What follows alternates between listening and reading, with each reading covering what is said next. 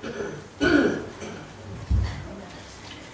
Tuhan, kita telah melihat kepahlawanan Yonatan pada pasal 14. Dan kita melihat bagaimana Yonatan merupakan satu di antara anak Saul yang tampil dengan perjuangan bersama Daud.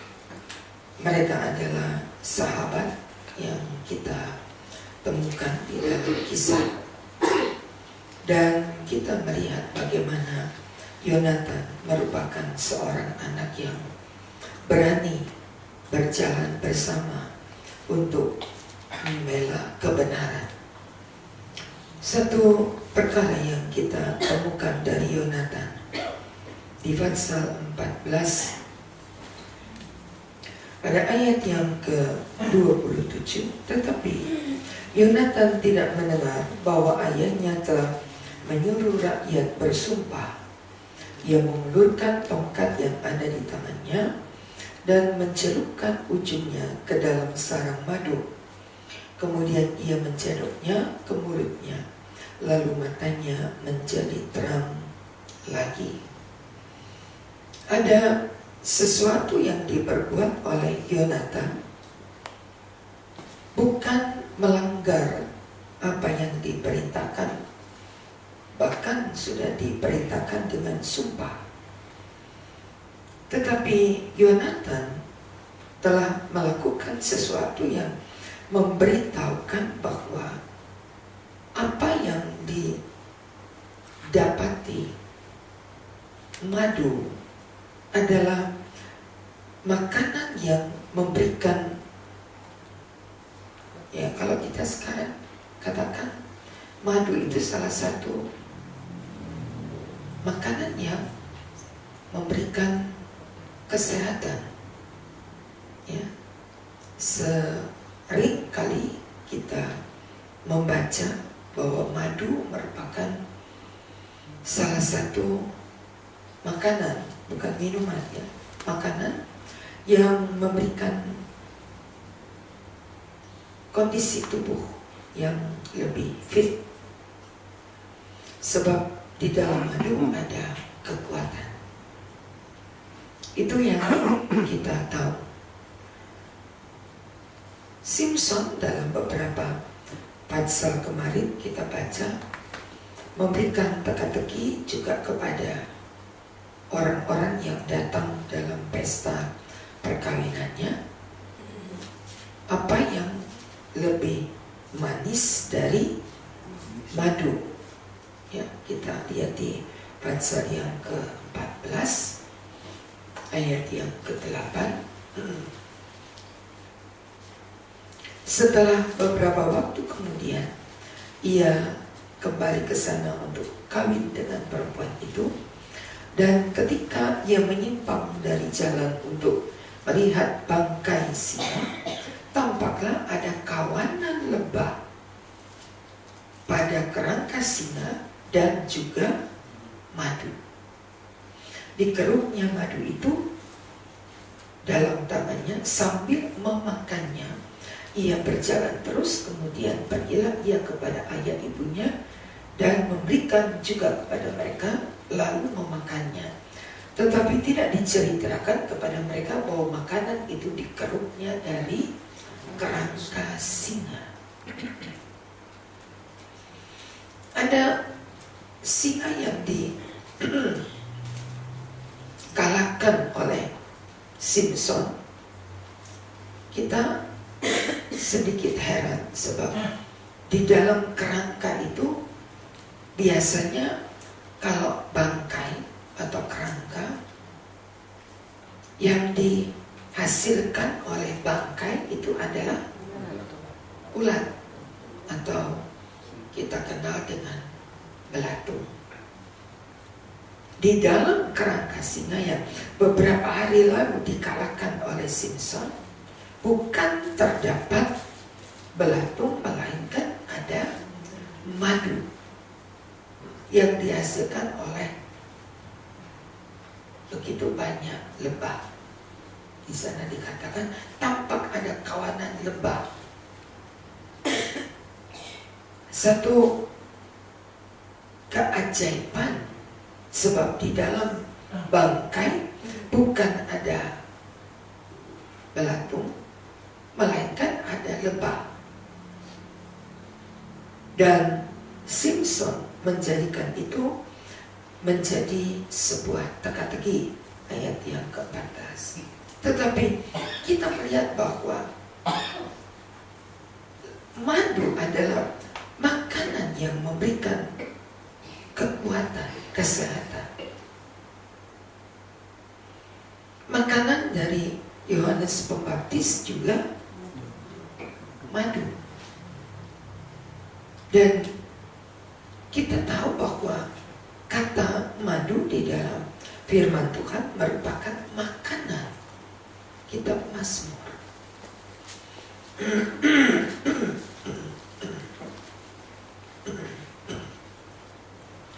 81, Mazmur 81 ayat 17. Umatku akan kuberi makan gandum yang terbaik, dan dengan madu dari gunung batu aku akan mengenyangkannya. Kembali kita melihat makanan yang diberikan kepada orang Israel adalah gandum yang terbaik dan madu dari gunung batu. Sesuatu yang menjadikan sehat, menjadikan kuat. Ada madu yang memberikan kekuatan yang baru. Madu dari gunung batu. Coba kita tambahkan di kitab Ulangan pasal 30.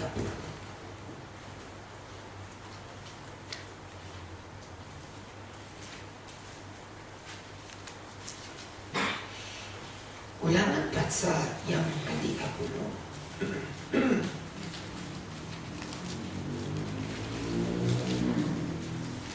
ayat 9. Tuhan Allahmu melimpahi engkau dengan kebaikan dalam segala pekerjaanmu, dalam buah kandunganmu, dalam hasil ternakmu, dalam hasil bumimu, sebab Tuhan Allahmu akan bergirang kembali karena engkau dalam keberuntunganmu, seperti ia bergirang karena nenek moyangmu dulu.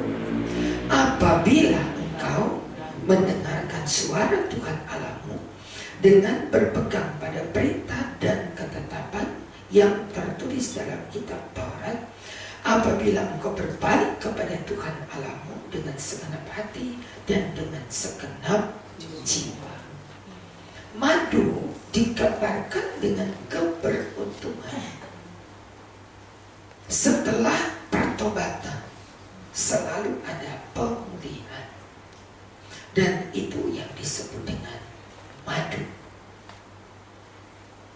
Madu dari gunung batu yang memberikan kekuatan, keberuntungan. Itu adalah makanan. Kalau kita tadi baca dalam Mazmur 81, itu adalah makanan dari gunung batu. Cara Allah memeliharakan kita pada hari-hari yang sukar, Allah memberikan kepada saudara dan saya kesempatan untuk menikmati madu dari gunung batu. Bicara gunung batu, maka kehidupan yang keras, gunung batu, kehidupan yang keras, kehidupan yang berat, kehidupan yang tidak mudah. Tapi dari kehidupan yang tidak mudah, yang keras, yang kita hadapi saat ini, apabila pasal 30 kita Ulangan, apabila engkau mendengar suara Tuhan Allah, berpegang kepada perintah dan ketetapannya, dan berbalik kepada Tuhan Allahmu dengan segenap hatimu dan dengan segenap jiwamu, maka Tuhan Allahmu akan melimpahi engkau dengan kebaikan dalam segala pekerjaanmu, buah kandunganmu, hasil ternakmu, hasil bumimu, sebab Tuhan Allahmu akan bergirang karena engkau dalam keberuntunganmu. Dalam hidup yang keras dari gunung batu, dalam hidup yang tidak santai, saya katakan kepada kaum wanita kemarin, tidak hidup dengan santai, tapi kita dengan berusaha, bukan berusaha untuk bekerja saja. Bekerja merupakan kewajiban kehidupan manusia, menjadi sebuah kewajiban. Bekerja adalah sebuah kewajiban. Tetapi beribadah adalah kewajiban bagi jiwa kita. Kalau di tengah kerasnya hidup gunung batu, di tengah beratnya, sukarnya itu gunung batu, satu gambaran kehidupan yang tidak mudah, tidak gampang. Tetapi kita berpegang kepada suara Tuhan Allah. Kita diberikan kesempatan. Yonatan tadi di tengah peperangan, ia temukan madu. Memang ia tidak tahu apa yang diperintahkan oleh ayahnya. Tidak diperkenankan makan sebelum matahari terbenam. Tapi Yonatan tidak mendengar ketika ayahnya mengucapkan sumpah itu dan dia makan madu itu. Kecuali kalau memang Yonatan tahu dan melanggar. Tapi Yonatan berkata, aku tidak tahu bahwa ada perintah tidak boleh makan sebelum matahari terbenam. Aku makan madu itu. Di tengah-tengah hidup yang sukar dan keras ini, dan kita pegang firman Allah, mendengar dengan sungguh, berpegang kepada firman Allah, dan berbalik kepada Tuhan dengan segenap hati dan segenap jiwa, maka Tuhan berjanji melimpahkan segala kebaikan dalam pekerjaan, dalam keluargamu, dalam ternakmu, dalam hasil bumimu. Kalau kita perhatikan, mereka menjadi sehat, menjadi kuat. Mereka makan gandum terbaik dan madu dari gunung batu, hingga mereka, pasal yang ke masih di Mazmur 105 ayat 24, Mazmur 105 ayat 24, Tuhan membuat umatnya sangat subur, menjadikan mereka kuat. Bukan membela Yonatan yang salah. Kalau Yonatan mendengar lalu melanggar,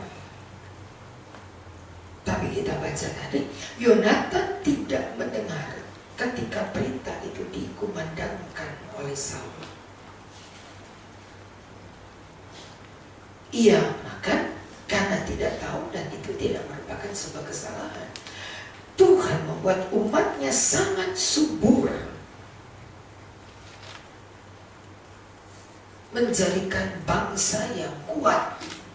Ayat yang ke-24, menjadikannya lebih kuat dari para lawannya. Sementara kita harus mempunyai kekuatan untuk menghadapi para lawan kita.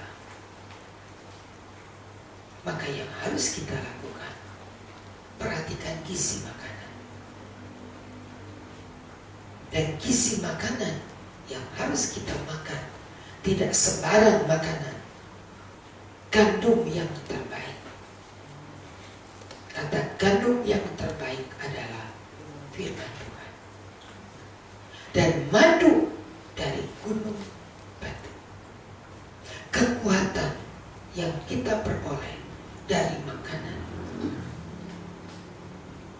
bukan cuma subur, tapi menjadikannya lebih kuat dari para lawannya.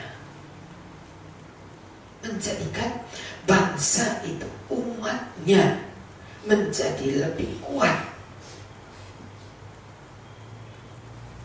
Kalau kita tahu kita tidak menghadapi musuh yang lemah, kita tidak menghadapi musuh yang sekedarnya, kita menghadapi musuh yang makin lama makin kuat. Begitu kata kitab Daniel. Lawannya, musuhnya makin lama makin kuat. Boleh kita lihat kitab Daniel.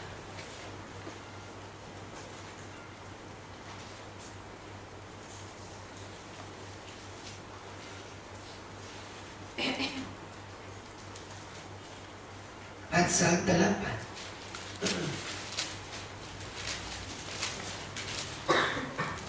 Kalau dari ayat 19, maka kita lihat ada kekuatan dari raja-raja orang Media dan Persia.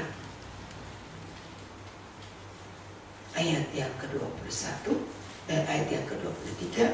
Dan pada akhir kerajaan mereka, apabila orang fasik telah penuh kejahatannya, perhatikan, maka akan muncul seorang raja dengan muka yang garang dan pandai menipu. Ayat 24, kekuatannya akan menjadi hebat, tapi tidak sekuat yang terdahulu. Ia akan mendatangkan kebinasaan yang mengerikan, dan apa yang dilakukannya berhasil. Orang berkuasa akan dibinasakan, juga umat orang kudus. Ada kelompok yang kekuatannya menjadi hebat. Kekuatan dari orang fasik yang penuh kejahatannya. Antikris. Kekuatannya makin lama makin kuat. Dikatakan mendatangkan kebinasaan yang mengerikan. Diizinkan oleh Allah. Antikris menyimpan kekuatannya makin lama makin kuat, makin lama makin berkuasa. Sekarang ketika kita tahu bahwa kekuatan musuh makin lama makin kuat, kalau kita tidak mempunyai kekuatan yang bertambah, masih begitu-begitu saja, bagaimana kita bisa mengalahkan musuh kita? Kalau kita tidak menambah kekuatan itu, kalau kita tidak menyimpan, membuat satu kekuatan yang bertambah di dalam kita, lalu dengan kekuatan yang mana kita hadapi musuh yang makin lama makin kuat? Bagaimana kita menghadapi musuh kita yang makin lama makin kuat, makin lama makin, kitanya tetap aja. Ibadah kita tidak menjadi sebuah ibadah yang monoton, tapi kita harus mempunyai ibadah yang memperkuat, terus memperkuat, hingga ketika musuh datang, kita tidak terkalahkan. Dari mana? Madu dari gunung batu. Ini bukan terjadi pada waktu Yonatan, dibutuhkan hanya pada cerita Yonatan. Tapi untuk hari ini, karena Daniel 8, 9, 10 sampai 13 merupakan kitab nubuatan yang terjadi di akhir zaman. Ada nubuatan tentang kembalinya kekuatan musuh yang berganda. Kalau kita teruskan baca di pasal 9, pasal 10, penglihatan yang dilihat oleh Daniel, dia harus berhadapan di akhir zaman. Daniel tidak mengalami, tapi dia lihat jauh ke depan. Apa yang harus kita hadapi di akhir zaman?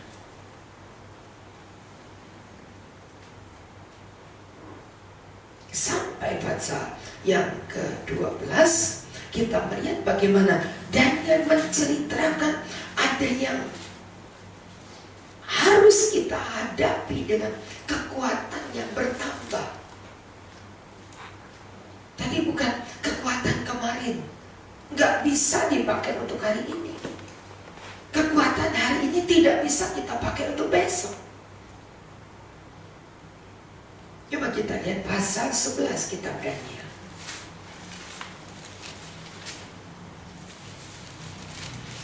Ayat 15, ceritanya panjang ya, tapi kita lompat ke ayat 15. Maka raja negeri utara akan datang, mendirikan kubu penghubungan dan merebut kota yang berbenteng, dan tentara negeri selatan tidak dapat bertahan. Juga pasukan-pasukan pilihan sekalipun tidak ada kekuatan apapun yang dapat bertahan, hingga raja yang menyerang akan berbuat sekehendak hati, dan tidak ada seorang pun yang dapat bertahan menghadapi. Ia akan menduduki tanah permai, dan seluruhnya akan ada kekuasaannya. Ada kekuatan yang luar biasa yang akan menguasai bumi ini. Dan kalau kita tidak menjadi orang-orang kuat, maka kita pasti dikalahkan juga. Sebab ayat ini berkata, tidak ada seorang pun yang dapat bertahan menghadapinya. Periksa kekuatan kita. Apakah kita umat Allah 105 Mazmur tadi yang subur dan semakin lama semakin kuat, lebih dari para lawannya. Berbicara tentang peperangan dengan satu kekuatan yang harus saling mengungguli kalau kita mau menang. Tidak dengan begitu saja Persib menjadi juara. Tidak begitu saja. Pasti ada latihan-latihan yang semakin kuat dipergunakan untuk melatih para pemain Persib, hingga mereka dapat mengembalikan piala ke Bandung. Ada latihan-latihan, ada konsumsi gizi yang mereka makan dengan konsumsi makanan yang sangat berarti, bergizi. Jadi diperhatikan makanannya untuk kita bisa kuat pada hari-hari di akhir zaman yang kata kitab Daniel akan kita hadapi kekuatan yang begitu dahsyat. Bagaimana caranya? Kita harus menjadi kelompok orang-orang yang kuat. Bukan karena makanan, bukan karena suplemen, bukan karena madu hutan. Itu bagi tubuh kita. Tapi bagi jiwa kita madu tidak berguna. Lalu kita ingat di dalam Ulangan 30 tadi, madu untuk dapat menjadi kuat, menjadi pemenang dari segala lawannya, pegang akan firman Tuhan. Dengarkan dan pegang akan firman Tuhan dan ketetapannya. Berbalik kepada Tuhan dengan segenap hati dan segenap jiwa. Itu madu kehidupan kita. supaya kita menjadi orang-orang yang kuat. Kita hadapi peperangan yang semakin lama semakin luar biasa. Gak ada hidup ceritanya yang semakin lama semakin nyaman, gak ada. Mau siapapun presidennya, gak ada yang akan berjanji makin lama makin jadi baik. Gak ada. Dengan cara, dengan sistem pemerintah, dengan cara kabinet bekerja, dengan cara bagaimanapun, tidak akan ada yang dapat menjamin makin lama makin enak. Tidak ada. Boleh menjadi obsesi dari Presiden Jokowi JK, boleh menjadi satu acuan, tapi tidak akan pernah hidup tambah lama tambah ringan. Yang ada tambah lama tambah berat. Dan untuk mengangkat sesuatu yang berat, maka dibutuhkan kekuatan yang lebih dari kekuatan biasa. Dan kekuatan yang lebih dari kekuatan biasa ada ketika dengan setia kita beribadah, dengan setia kita mencari Tuhan, dengan setia kita membangunkan tubuh kita, bangun. Tidak ada istilah tidur, tidak ada istilah hanya istirahat, tapi membangunkan jiwaku, kata Daud. Masuk ke dalam rumah Tuhan dan menggali kekuatan yang kita peroleh ketika engkau mendengar, tadi saudara baca kan, mendengar suara Tuhan Allah. Di situ letak kekuatan kita. Kita harus punya kekuatan yang bertambah. Tapi kalau ibadahnya semakin melorot, semakin mundur, dari mana kekuatan datang? Masih ingat ayatnya? Iman datang dari pendengaran, dan pendengaran akan firman Tuhan. Imanlah yang mendatangkan kekuatan. Roma 1 ayat 16. Injil adalah kekuatan Allah. Ketika kita mendengar Injil, maka kita mendapat kekuatan. Semakin banyak kita mendengar, semakin kuatlah kita. Tidak gampang digoyahkan. Orang bilang gini ikut, orang bilang itu ikut. Karena kita gak punya keteguhan kekuatan. Kekuatan kita terletak pada ketika engkau mendengar firman Allah. Boleh kita baca ayatnya, Roma 1 ayat 16.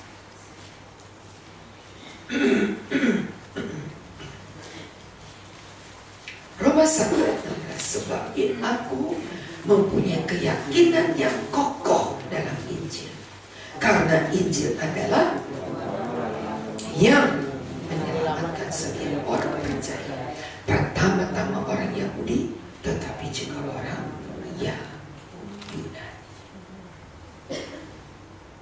Injil adalah kekuatan Allah. Jadi kalau kita dengar Injil, maka itu berarti dengan kita menambah kekuatan. Lebih banyak yang kita dengar, lebih banyak kekuatan kita. Ingat, kekuatan musuh makin lama makin besar. Dan kita gak bisa anggap enteng. Kecil, kata Simpson, kecil. Aku akan bangun dan aku akan memutuskan rantai di tangan.